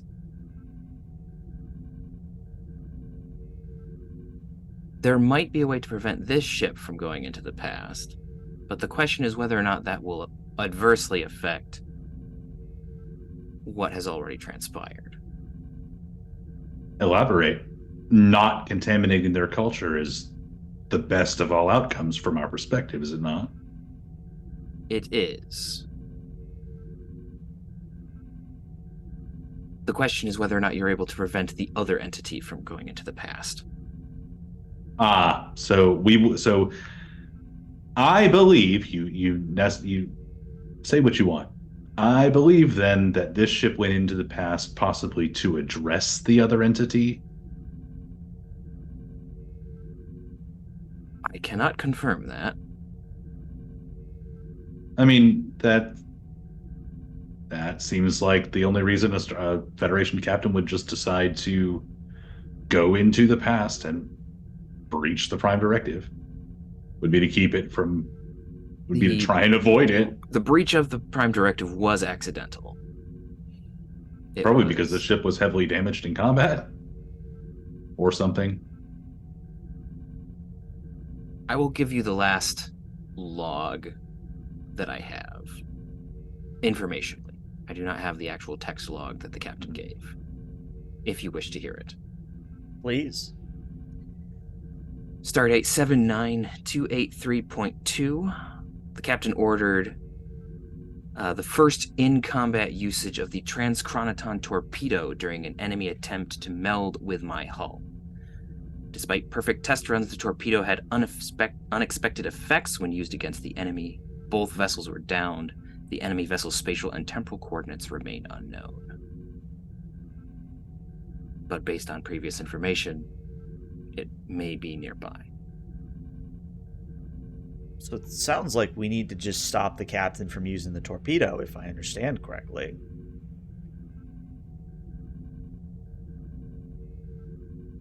I don't know, Commander Dr. Velik, your thoughts? He felt he had to use a weapon that sounds to be the most powerful one he had. So must have been dire circumstances.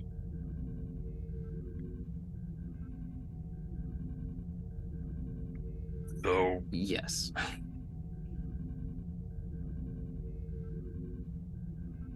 Your sensors were fully functional were your sensors fully functional at the time of the torpedo's usage? We were in the midst of being melded with, so they were functioning at lower than optimal capacity. Do you now know what went wrong and theoretically how to prevent it? With the torpedo? Yes, based on sensor readings at the time. Calculating. Second progress bar shows up. Yes. He's running on he's running on an extremely limited processing unit. Maybe we should not ask all these questions. No, he's multi-threaded, it's fine. Yeah, it'll be okay. So he takes a couple minutes, and then the best hypothesis that I can come up with based on available sensor readings is that the trans-chronoton torpedo interacted with the hyperdimensionality of the enemy vessel, causing a breach in space-time. Hey, Doc, Captain, who do we know that meets those criteria?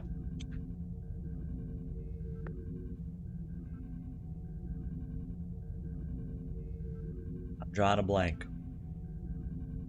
I have no idea as well.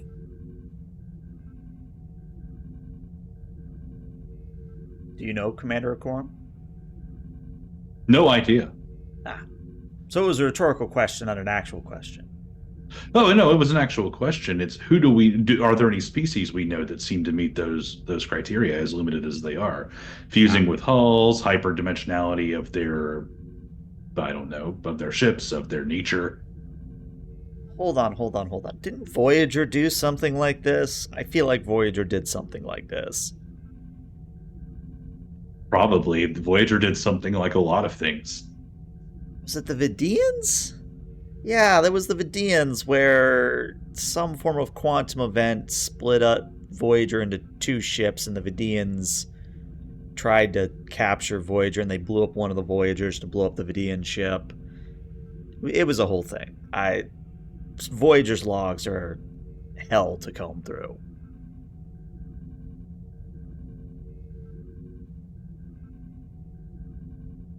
Indeed, they are quite dense. Hold on. Out of character. We're in the Delta Quadrant, right? Yes, you are. It's the Vidians. It's the Vidians. We know it. It's the Vidians now.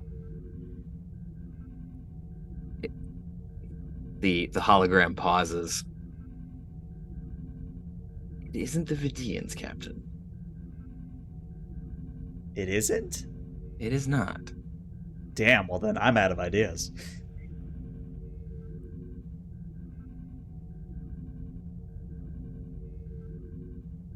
It isn't a race you have encountered yet. Oh, well that's no fun. Well, hey, at least we know we couldn't have. At least we know it's not that easy. Still, It would be comical if it was, but I think if we tell the captain not to use this special chronotonic torpedo, we prevent the cultural contamination, we solve the issue, And although I recognize that not using the torpedo might end in this ship's destruction, it would satisfy both prime directives that are in play here. Would it not? A twist on that, if the captain knew about the results of his torpedo attack in the melding capability of the enemy and the possible reaction, could he mitigate his own attack and still be successful?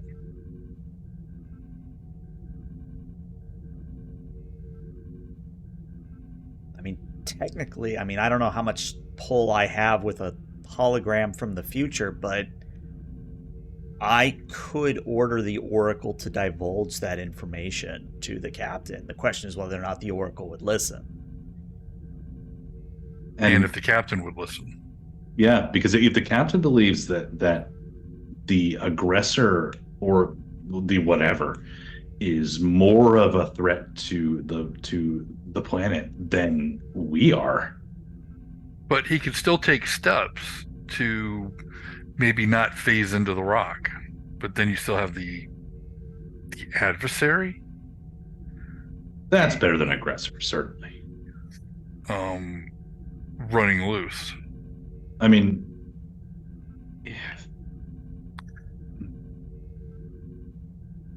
out of character, is this aggressor adversary in the past as well? Like in the past, in what way? In our past, which is the future, but the past. Yes. Okay, so he's there. We have not come across him yet. No, you have not.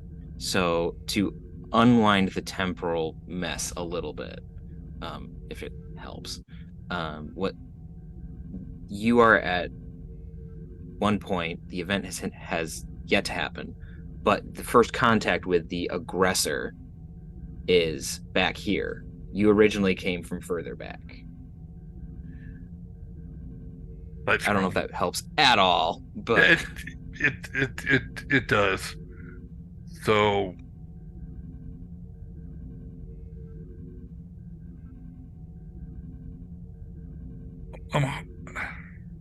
is the aggressor on the planet and we just have not come across him yet? And if so, have you come across him?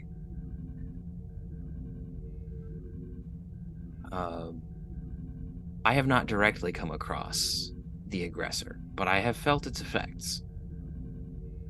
Could he have influenced the split between the matriarch and her general in that fight that the captain had to get involved in? I do not know if the aggressor is directly involved in that particular incident, but I believe it is responsible for other divisions on the planet.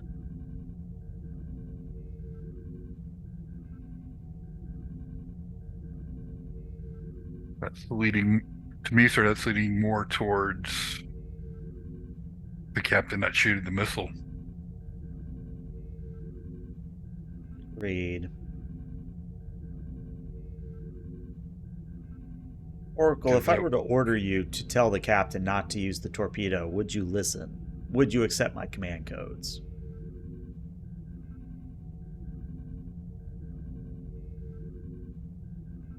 If I were to return to my own time, I believe I would be able to follow those instructions.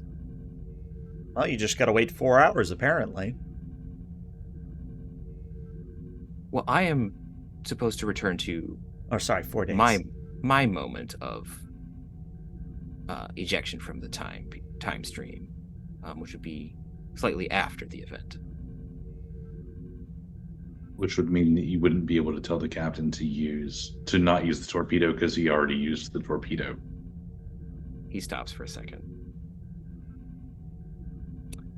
I believe that is accurate. So does that effectively mean no? So I think at this point, Captain Ash has just sort of disengaged from the conversation, has found a pad somewhere, just grabbed a pad, And it's just writing a very nice letter to the captain, be like, so, I don't understand half of what's going on, but here's what you need to not do. Don't use the torpedo. Okay. And unless anyone stops her, she's just gonna send that through. Just send it. Would that go through the routers back in our time? Before? No. Okay. Oh no, because it's it's not the captain's pad. It's a pad in sickbay. Yeah, it's Yeah. just It's a a random convenient. You're on their Slack chat. Exactly. Yeah, pretty much. Okay. That beats my idea. What was your idea? Faking a maintenance advisory on the transphasic On the warp, transcontinental torpedo? and not to use them in the event of coming across this type of event, or it will result in a split in the space-time continuum. Slapping warning label. I like it. Exactly. Torpedo advisory notice. I think that's what I titled the message, is Torpedo Advisory Notice. That's what it is.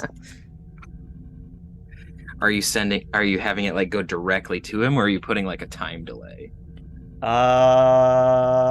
That's a good question. I think I sent it to him directly. Okay. No delay. No delay. But I do highlight that, based on my understanding of the rules in play here, that the regular Prime Directive mandates that he follow this. Now, whether he actually follows it, who knows? But this is Captain Ash's way of progressing the story forward. Because I know fair. Peter's like, oh god, they're stuck in temporal mechanics. Yeah. I mean, I find it entertaining, but But the audience might not. yeah, that's accurate. I think the right when you get the red string thumbtacks out. Oh yeah. Yep. Someone might need to. Okay, so you send that off to the captain, and you Should get, I like- roll to see if he goes for it? no, sure. Nice. I just want to roll. Yep. Tested presence command. This is Let's going to be a go. difficulty of 4. You know what? I'll take it. Presence command, I assume. Mm-hmm. Okay. Let me see if I've got any talents that'll help. No, because Voice of Authority is if I assist. Advanced Team Dynamics is an NPC. Well Informed is not useful. Collar of Corn is just resistance. Mm-hmm. I think I am going to spend my determination on this with the value of never let them see you sweat, because I think at this point either Ash acts or she doesn't. Yep. Also applying it to the captain, like, hey, look, if you do this, this happened. If you don't do this, this happens, kind of a thing. And then since it's a difficulty of 4, I think I'm going to spend 2 more momentum so that I'm rolling 3 dice here. Okay. And Persuasion, I would assume, applies as a focus. It does. Wonderful. 6 successes. Oh, dang. Oh God. Which means we get that 2 Okay. momentum right back. All right. So I think that puts you back at cap and 1 floating. No, because we went down to 4. We just got 2, and since it was Okay. a difficulty, yeah. So we're at Okay. cap again. All right. So yeah, so you get a response from the captain of like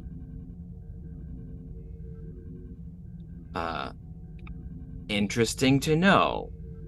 Don't think you should have told me that. But all information is good information. I just give the thumbs up emoji equivalent.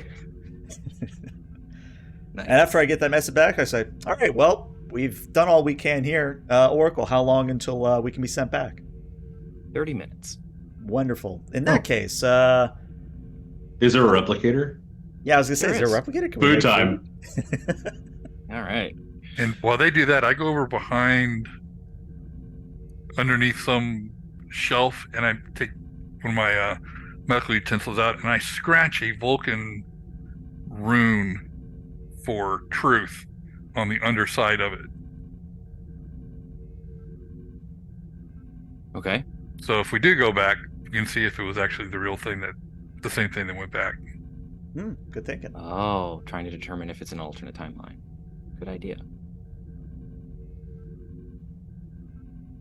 Okay, so you're at the replicator. What you doing? Just getting food. Yeah, getting food. All right. So you grab some food and just kind of Rectigino, yes, actually. lounge in the Feature sick bay Rectigino. for the Also, next, Peter, 30 minutes or so. inadvertently, I think you've just spawned the best way to do a Star Trek Adventures cold open. So you're at the replicator. Oh yeah. Sneak peek for next time.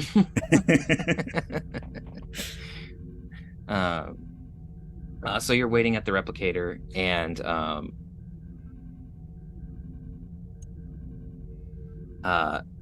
you hear periodically the timing of the oracle, and then it looks at you as like, temporal matrix has been fully recompiled. Are you prepared to return to your time? Very much so, yes. Please stand closer to my emitter. I take my Rectigino. Your Rectigino is emblazoned with the ship's name and Absolutely it is. It's absolutely a mug. All right. So you all step around the emitter. The Oracle looks at each of you and is like, I suppose see you in the past. Take care of yourself. Don't crash again. He shrugs, and everything turns white for a second. And I believe now is a good time to take a break, because I'm a jerk. All right, Coffee we'll be break. back in about 5 to 10 minutes, everybody. Stick around.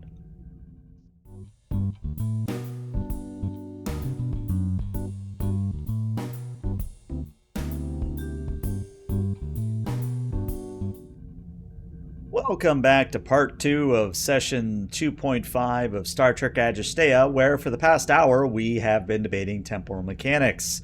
Also, we've discovered the best cold open for any Star Trek Adventures game of you meet at the replicator. That is now going to be probably an article on continuing mission. Anyway, I believe we had just faded to a white void as we were maybe returned to our own time? Question mark? Yes, you had just been seeing a white void as you met with the Oracle. So the white void fades, and you are standing once again in the conference room on the Adrastea. When you look out, however, you do not see Velandria, nor do you see a star field. You see the interior of a Federation space dock. I surreptitiously take out my tricorder and check have it connect to the ship's systems and update its date so I know when the heck we are. You compute the star date, and you're about 15 minutes after when you left. Do a quick scan with the tricorder, medical tricorder. All the Yeah, if bits your and microphone's bobs, up. and Your mic's up. do a quick scan with the medical tricorder to check all the bits, bobs, and impressions. Make sure everything came with us. Everything seems to have come with you. Is it in the proper order? You know, I'm going to use that complication that I was given way back when. And there are a few things that are out of order. It's up to you to decide which. Captain Ash just has 2 tails now. Like, that's How many did you have before? just the one. A couple trips through the transporters might be able to fix that. Or we could do it the old-fashioned way. No, no. I guess it would be one would be off center. Yeah. Plus, it would mess with my balance. You hear a voice echoing around you. You just couldn't leave well enough alone, could you? And there's a flash. and there is a black-haired man in a Starfleet Command uniform standing with his arms crossed at the end of the conference room table. Is it John Delancey Q or a different Q? It is John Delancey Q. Okay, so Ash is like, I've always wanted to meet you. It's always... Hold on, if you're here, that's a bad thing. Hold on. I gotta temper my expectations.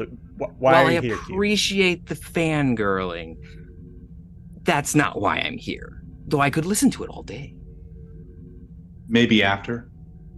Well, sure. You just had to go into the future and mess with the timeline. One of those things we didn't do, but we didn't do intentionally. We did just have to go into the future. We didn't have a choice. You did have to go into the future. The question is, did you have to do the thing that you did in the future? Prime Directive says yes, so... Oh, that thing. You Federation and your rules. You know, break them every once in a while. Have a little bit of fun. But didn't I break the rules by breaking the rules? I mean, yeah, it's even better when you get to break a rule by obeying another rule. It does make it a little bit more interesting, doesn't it? So what else did we break besides the rules? You're here, so something horrific / entertaining must have happened. Well, let's just say that the Federation in the future might now be in not so great a position. But that's neither here nor there. You could change whatever you want. You are, after all, in their past. But you might want to check the Velandrin database entry in your computer. Hang on, yeah. I'll help you. And he just pulls it up. And what do we see? You see in this log, you recognize the start date of the initial first contact, but the details are very, very different. The Velandrin are listed as a matriarchal society. However, they are peaceful agrarian vegetarians. Okay. And there was no conflict between the Federation and the Velandrians. And they are now more or less a Federation protectorate. So the first contact went well. The first contact actually went well. So we fixed the first contact. So, follow-up question real quick. Does that mean that they discovered warp travel on their own? Because before it was all based on, if I'm remembering the past sessions correctly, they were sort of brute forcing their way into space. Did they find their own way into space without the Oracle's help? They did. And it was a very ramshackle little vessel that they sent into space. Your Phoenix puts to shame, and that's saying something. So, Q, I'm just going to say this. It sounds like this is a win all around. I mean, why are you here just to give us shit? Because I'll listen, because, you know, I still want your autograph, but... Do I have to have a reason to appear? No. No. Good answer. Yes. No. Well, how could we possibly understand your reasons? They are simply inscrutable. That is correct. After all, I am omniscient and omnipotent. How many fingers am I holding behind my back? That's not very funny, Captain. At least you're not are naked. omnipotent, then. I see Picard put that in his field report. Wouldn't you?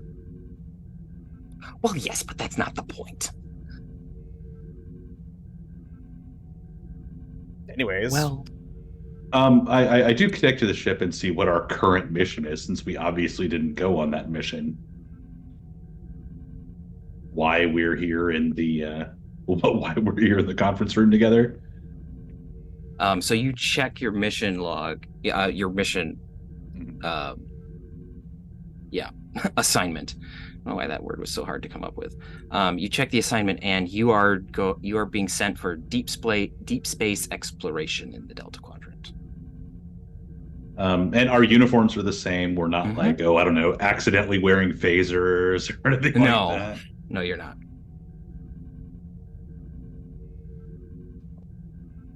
So far, the butterfly effect is rather small, but the waves may get larger as you progress down your timeline. I'm going to look up species that fuse to ship hulls. Oh, if you're looking for the myriad, you're not going to find them. Oh, The well, who? okay. And I don't particularly feel like introducing them to you. After all, Picard Thanks. gave me so many complaints after I showed him the Borg. But technically, you showing him the Borg is what saved us from the Borg, so you not showing us the Myriad means we don't need saving from the Myriad. Captain, do we truly could need take to enter battle with an unknown species that fuses to starships? No.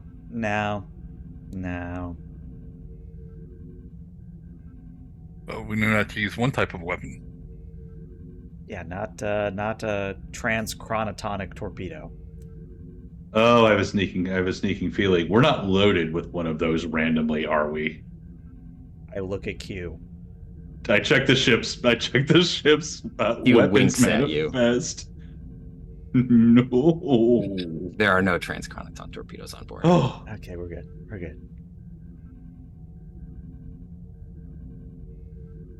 So, Well- Q, I don't mean to be rude, because again, I still want that autograph, but is that it? Yeah, pretty much. oh, I want the autograph too.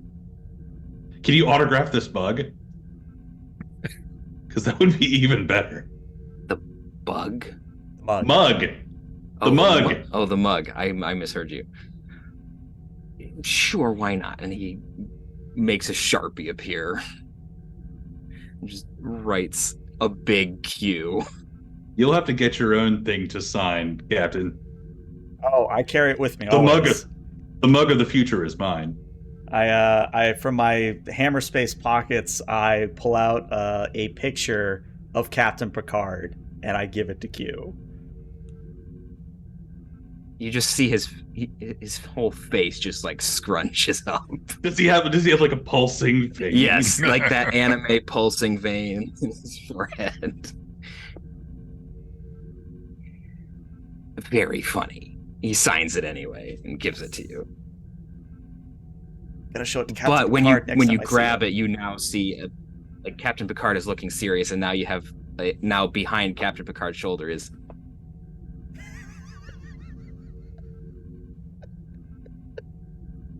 This is everything I wanted and more.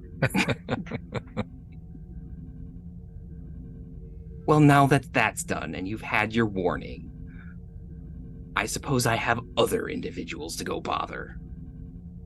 Maybe I'll go spend some time with Picard or his son. I don't know. Well, don't go to Cisco. He'll punch you again. Who told you about that? It's kind of required reading about you in the Academy. Well, that's not very nice. Maybe I'll just have to go to Earth and have a conversation with your commandant. Ta-ta for now, I suppose, mortals. And he disappears.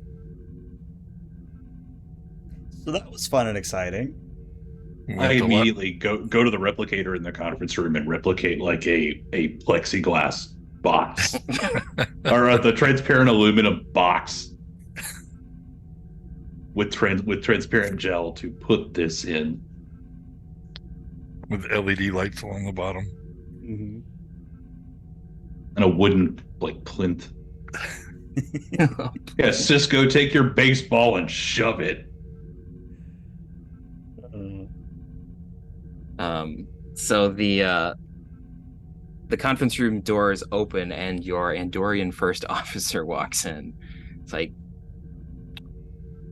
Captain, is everything all right in here? As far as I can tell, yes. Why? Did you detect an issue? No, you've just been in here for a little while for discussing I don't know what. We just had a visit from Q. Just, your average standard encounter with Q. Shall I alert the crew, Captain? No, then, because if we let the crew, he'll want to come back. Oh, so he left and gave no indication of returning. As Q usually does, yes. Okay. Well, I'll be on alert. How's that? Sounds like a excellent course of action, number one. All right, well, I'll be on the bridge if you need me, Captain. Indeed. By the way, when are we scheduled to leave? We are scheduled to depart in about an hour, Captain. Wonderful. I'll be on the bridge to see us off then. Excellent. I will see you there. He turns around and leaves, and the door's closed.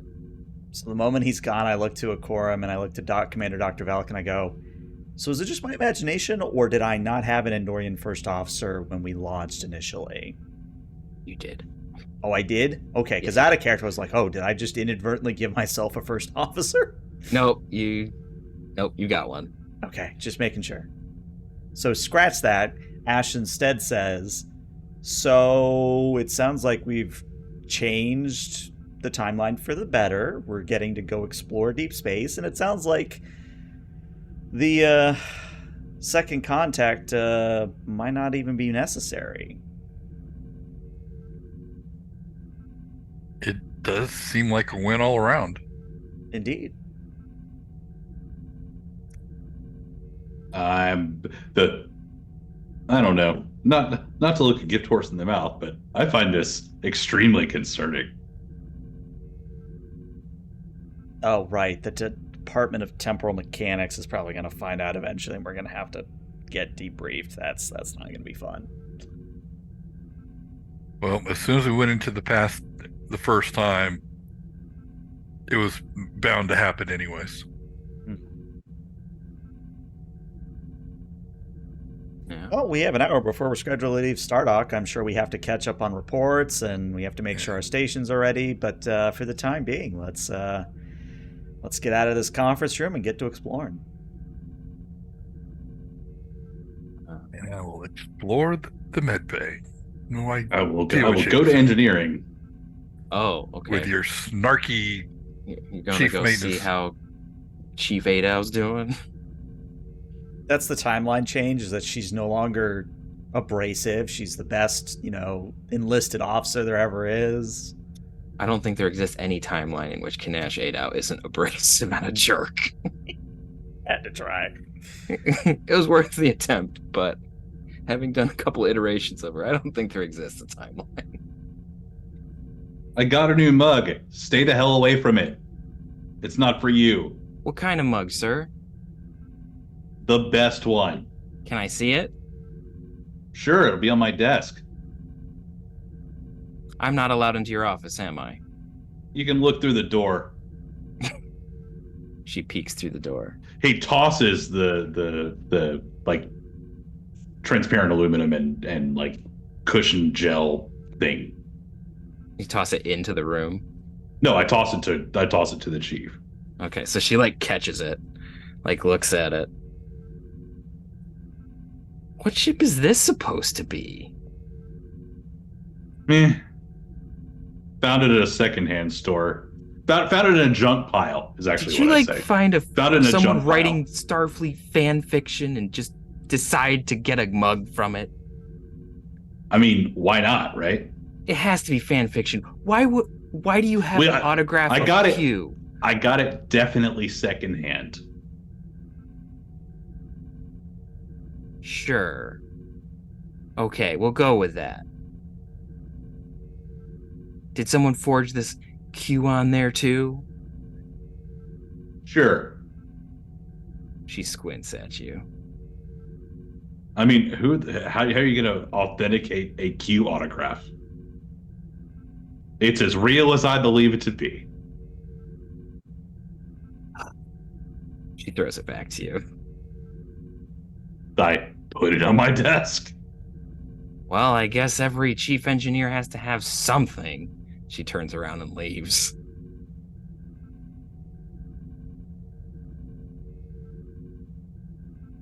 Okay. So, Doctor, you head down to sick bay. Is anything in particular you're looking for? Nope, just making sure everything's in order, ready for our deep space exploration. Everything seems to be pretty much how you would normally set it. Obviously, it's not the way you left it, but All right, time to reorganize. Nurse. Yes, doctor? None of this will work. We need to reorganize everything. the nurse sags a little bit. All right. And we have an hour to do it. Well, we can do it while we're underway too. So you start just reorganizing the sick bay. All right. Fun. What else to do without patients? That's true. You are waiting to leave. Captain, is there anything you want to do while you're waiting this hour? I go to my ready room. I preemptively attempt to write a statement for the Department of Temporal Investigations. Okay. I also put the picture of Captain Picard with Q behind him. I put that on my desk because it's funny. Mm-hmm. And then I think I just sort of stand up and then stare out of the window at the starbase, just contemplating where we go from here. I like it. I guess the question is now, ELH, do we continue or do we cut there and then start a next episode? I think we cut it there and then we'll start it next episode because I feel like you need time to figure out what the hell to do. Just a little bit, yeah. I had pages of other things and we just completely sidestepped it. So... No, I mean, it's, the premise was very interesting. The whole temporal prime directive versus regular prime directive was very, very much an interesting debate, I think. Yeah. And this truly gives you the opportunity to dump parts of canon just at random. Oh, yeah. Yep. Things can just disappear or change. So, who knows? Who knows indeed. Anyways, all right. Well, Twitch, stick around because we're going to raid somebody, but YouTube, thank you so much for tuning in. We'll see you later. Bye, YouTube.